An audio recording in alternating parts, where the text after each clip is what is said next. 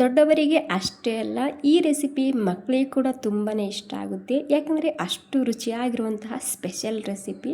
ಇವತ್ತು ಉತ್ತರ ಕರ್ನಾಟಕದ ಸ್ಪೆಷಲ್ ಬೆಂಡೆಕಾಯಿ ಭರ್ತಾ ಅಥವಾ ಚಟ್ನಿ ಯಾವ ರೀತಿ ಮಾಡೋದಂತ ತೋರಿಸ್ಕೊಡ್ತೀನಿ ಬನ್ನಿ. ತುಂಬ ಸುಲಭವಾಗಿ ಮಾಡ್ಕೋಬೋದು. ಇಲ್ಲಿ 1/4 ಕಿಲೋ ಬೆಂಡೆಕಾಯಿ ತೊಗೊಂಡಿದ್ದೀನಿ. ಕ್ಲೀನಾಗಿ ತೊಳೆದು ಸಣ್ಣದಾಗಿ ಈ ರೀತಿ ಕಟ್ ಮಾಡ್ಕೊಂಡು ತೊಗೊಂಡಿದ್ದೀನಿ. ಇವಾಗ ಕಡಾಯಿನಲ್ಲೇ ಒಂದು ಸ್ವಲ್ಪ ಎಣ್ಣೆ ಹಾಕ್ಕೊಂಡಿನಿ. ಎಣ್ಣೆ ಬಿಸಿ ಆಗಿದೆ. ಇವಾಗ ಎಣ್ಣೆ ಬಿಸಿ ಆದಮೇಲೆ ಈ ಬೆಂಡೆಕಾಯಿನ ಸೇರಿಸ್ತಿದ್ದೀನಿ. ಹೈ ಫ್ಲೇಮ್ದಲ್ಲಿ ಒಂದು 2-3 ನಿಮಿಷ ಇದನ್ನು ಹಾಗೇ ಹುರ್ಕೊಂಡು ತೊಗೋಬೇಕು. ಮೊದಲಿಗೆ ತುಂಬಾ ರುಚಿಯಾಗಿರುತ್ತೆ. ನಿಮ್ಗೇನಾದರೂ ಬೆಂಡೆಕಾಯಿ ಪಲ್ಯ ಇಷ್ಟ ಇಲ್ಲ ಅಂದರೆ ಜಸ್ಟ್ ಒಂದು ಸಲ ಈ ರೀತಿ ನೀವು ಭರ್ತಾನ ಮಾಡಿ ನೋಡಿ, ಸೂಪರ್ ಆಗಿರುತ್ತೆ. ಇವಾಗ ಹೈ ಫ್ಲೇಮ್ದಲ್ಲಿ 3 ನಿಮಿಷ ಆಗೋ ತನಕ ಹುರ್ಕೊಂಡಿದ್ದ ನಂತರ ಇದಕ್ಕೆ ಸ್ವಲ್ಪ ಹುಣಸೆಹಣ್ಣು ಹಾಗೂ ಉಪ್ಪು ಸೇರಿಸ್ತಿದ್ದೀನಿ. ಇಲ್ಲೇ ಹಾಕೋದ್ರಿಂದ ಬೆಂಡೆಕಾಯಿ ಬೇಗನೆ ಹುರಿಯುತ್ತೆ ಮತ್ತು ಜಾಸ್ತಿ ಲೊಳೆ ಬಿಡೋದಿಲ್ಲ. ನೀವಿಲ್ಲಿ ಹುಣಸೆಹಣ್ಣಿನ ಬದಲಾಗಿ ನಿಂಬೆಹಣ್ಣು ಕೂಡ ಹಾಕೋಬೋದು. ನೋಡಿ, ಇವಾಗ ಹೈ ಫ್ಲೇಮ್ನಲ್ಲಿ ಬೆಂಡೆಕಾಯಿ ಹಸಿ ವಾಸನೆ ಹೋಗೋ ತನಕ ಮೊದಲಿಗೆ ಈ ರೀತಿ ಹುರ್ಕೋಬೇಕು. ಇವಾಗ ಪೂರ್ತಿ ಹಸಿ ವಾಸನೆ ಹೋಗಿದೆ. ಈ ಟೈಮ್ನಲ್ಲಿ ಇದಕ್ಕೆ 1-2 ಟೊಮೆಟೊ ಹಾಕ್ತಿದ್ದೀನಿ, ಹಣ್ಣಾಗಿದ್ದಂತಹ ಟೊಮೆಟೊ. ಹಾಗೆ 1 ಗಡ್ಡೆ ಬೆಳ್ಳುಳ್ಳಿ ಹಾಕ್ತಿದ್ದೀನಿ. ಬೆಳ್ಳುಳ್ಳಿ ತಿನ್ನೋಲ್ಲ ಅಂದರೆ ಸ್ಕಿಪ್ ಕೂಡ ಮಾಡ್ಬೋದು. ಬೆಳ್ಳುಳ್ಳಿ ಹಾಗೂ ಟೊಮೆಟೊನ ಹಾಕಿ ಈ ಟೊಮೆಟೊ ಮೇಲೆ ಒಂದು ಸ್ವಲ್ಪನೇ ಉಪ್ಪನ್ನ ಉದುರ್ತಿದ್ದೀನಿ, ಬೇಗನೆ ಸಾಫ್ಟ್ ಆಗುತ್ತೆ. ಹಾಗೆ ಒಂದು ಸ್ವಲ್ಪ ಕರಿಬೇವಿನ ಸೊಪ್ಪು ಹಾಕ್ಕೊಂಡಿನಿ.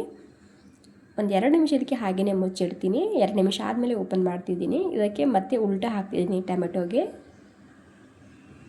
ಓಕೆ ನೋಡಿ, ಉಲ್ಟಾ ಹಾಕಿ ಮತ್ತೆ 1-2 ನಿಮಿಷ ಸ್ಲೋ ಗ್ಯಾಸ್ನಲ್ಲಿ ಹವೆಯಲ್ಲಿ ಬಿಡ್ತಿದ್ದೀನಿ. ಸ್ಲೋಕ್ಕಿಂತ ಒಂದು ಸ್ವಲ್ಪ ಜಾಸ್ತಿ ಇಡ್ತಿದ್ದೀನಿ ಇವಾಗ. ಅಂದರೆ ಟೋಟಲಿ ಇಲ್ಲಿ ಟೊಮೆಟೊ ಹಸಿ ವಾಸನೆ ಹೋಗೋ ತನಕ ಹುರ್ಕೊಂಡು ತೊಗೋಬೇಕು, ಅಥವಾ ಸ್ವಲ್ಪ ಸಾಫ್ಟ್ ಆಗಬೇಕದು ಟೊಮೆಟೊ, ಅಷ್ಟಾದರೆ ಸಾಕಾಗುತ್ತೆ. ನೋಡಿ, ಇವಾಗ ಟೊಮೆಟೊ ಪೂರ್ತಿ ಸಿಪ್ಪೆ ಬೇರೆ ಆಗ್ತಿದೆ, ಅಂದರೆ ಇದು ರೆಡಿ ಆಗಿದೆ ಅಂತ ಅರ್ಥ. ಈ ಸಿಪ್ಪೆನ ಬೇರೆ ಮಾಡ್ತಿದ್ದೀನಿ. ಓಕೆ, ಇವಾಗ ಗ್ಯಾಸ್ ಬಂದ್ ಮಾಡ್ಕೊಂಡಿದ್ದಕ್ಕೆ ಸ್ವಲ್ಪ ಕೊತ್ತಂಬರಿ ಸೊಪ್ಪು ಸೇರಿಸ್ತಿದ್ದೀನಿ. ಇವಾಗ ಇದನ್ನು ಹಾಗೆಯೇ ಬಿಸಿ ಇರುತ್ತೆ ಅಲ್ವಾ, ಅದರಲ್ಲೇ ಮಿಕ್ಸ್ ಮಾಡ್ಕೊತಿದ್ದೀನಿ.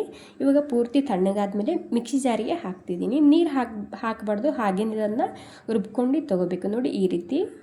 ಇವಾಗ ಹುರಿದಂತಹ ಶೇಂಗಾ ಹಾಕ್ತಿದ್ದೀನಿ, ಒಂದು ಅರ್ಧ ಕಪ್ ಆಗುವಷ್ಟು, ಅಥವಾ ಒಂದು 5-6 ಚಮಚ ಶೇಂಗಾನ ಹಾಕ್ಕೊಂಡೀನಿ.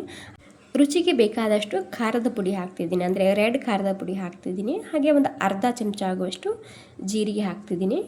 1 ಚಮಚ ಬೆಲ್ಲ ಹಾಕ್ತಿದ್ದೀನಿ. ಇವಾಗೇನಿಲ್ಲ, ನೀಟಾಗಿ ಮತ್ತೆ ಮಿಕ್ಸ್ ಮಾಡ್ಕೊಂಡಿದ್ದಕ್ಕೆ ಮತ್ತೆ ಒಂದು 10-20 ಸೆಕೆಂಡ್ ಇದನ್ನು ರುಬ್ಕೊಂಡು ತೊಗೊಂಡ್ರೆ ಆಯಿತು. ಸೂಪರ್ ಆಗಿರುವಂತಹ ಉತ್ತರ ಕರ್ನಾಟಕದ ಸ್ಪೆಷಲ್ ಬೆಂಡೆಕಾಯಿ ಭರ್ತಾ ಅಥವಾ ಚಟ್ನಿ ರೆಸಿಪಿ ರೆಡಿಯಾಗುತ್ತೆ. ಮಾಡೋದು ತುಂಬ ಸಿಂಪಲ್, ಟೇಸ್ಟ್ ಮಾತ್ರ ಅಲ್ಟಿಮೇಟ್ ಆಗಿರುತ್ತೆ.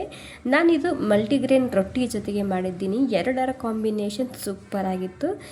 ಈ ಬದನೆಕಾಯಿ ಭರ್ತಾ ಅಥವಾ ಚಟ್ನಿ ನೀವು ಜೋಳದ ರೊಟ್ಟಿ, ಬಿಸಿ ಅನ್ನಕ್ಕೆ ಹಾಗೂ ಚಪಾತಿಗೆ ಎಲ್ಲದಕ್ಕೂ ಮಾಡ್ಕೋಬೋದು. ಸೂಪರ್ ಆಗಿರುತ್ತೆ ಟೇಸ್ಟು. ಸೊ ನೋಡಿ, ಈ ರೀತಿ ರೂಲ್ ಮಾಡಿ ನೀವು ಮಕ್ಕಳಿಗೆ ಟಿಫಿನ್ ಬಾಕ್ಸ್ಗೆ ಮಾಡಿಕೊಡ್ಬೋದು. ಸೂಪರ್ ಆಗಿರುತ್ತೆ. ಓಕೆ, ಇಷ್ಟ ಆಗಿದ್ರೆ ಒಂದು ಲೈಕ್ ಮಾಡಿದೆ, ಮಿಸ್ ಮಾಡಿದೆ ಟ್ರೈ ಮಾಡಿ.